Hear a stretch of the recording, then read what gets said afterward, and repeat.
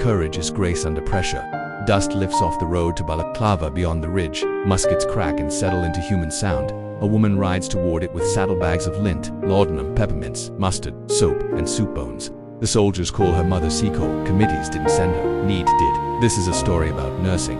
Yes, but also about leadership, enterprise, and the courage to build a door when the official gate won't open. Mary Seacole begins in Kingston, Jamaica, 1805, daughter of a Scottish soldier and a Creole healer who runs a boarding house where comfort and care share the same table. Mary learns the feel of fever in the palm, the smell of infection before it declares itself, the discipline of boiling, cleansing, nourishing, and waiting. Cholera teaches her ruthless kindness. Rehydrate, warm, scrub, observe, do the small things exactly, because small things add up to survival. Practice becomes a compass, and the compass sends her traveling. In Panama, she opens a store and boarding house on the transit route, treating cholera and Chagas fever, feeding muleteers and miners, charging fairly, extending credit, taking losses she can live with. She learns a truth she will carry into war. Enterprise is not the enemy of care. In the right hands, enterprise is the structure that keeps care solvent. Then the newspapers change her horizon. Britain is at war in Crimea. Early reports read like a ledger of failures, supply lines tangled, sanitation ignored, diets unfit for men, asked to endure winter and shot. Mary sails to London and knocks on every door. War office, medical committees, charitable boards, the official nursing mission. She meets form letters, missing references, wrong introductions, and the prejudice that sticks to an unfamiliar accent and a brown face. She wonders if color and class stand between her and the wards. She does not wait for permission. She decides to build her own door. Near Balaclava with a trusted partner, she raises a house of timber and canvas. The British Hotel, the name suggests leisure. The reality is infrastructure, canteen, clinic, laundry, storeroom, and morale office. From the outside it looks like a shop. From the inside it looks like a system. Shelves of tea and preserved meat.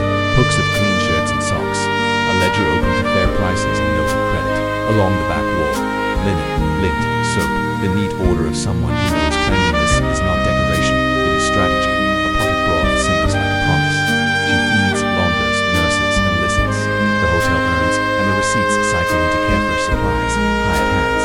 The sturdy wastefulness of clean bandages used once and thrown away because safety cost seems worth it. She issues orders like a sergeant and mercy like a mother. When the guns shout, she steps out with a bag and brings the battlefield a doorway. Many serve from behind tables.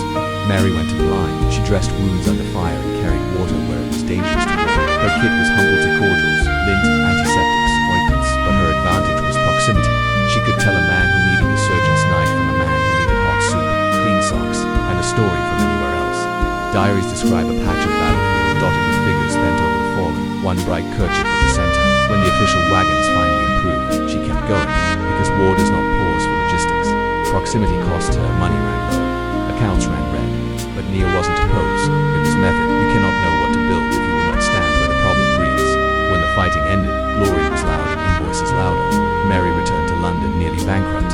The soldiers remembered. A public subscription raised funds. A festival honored her work.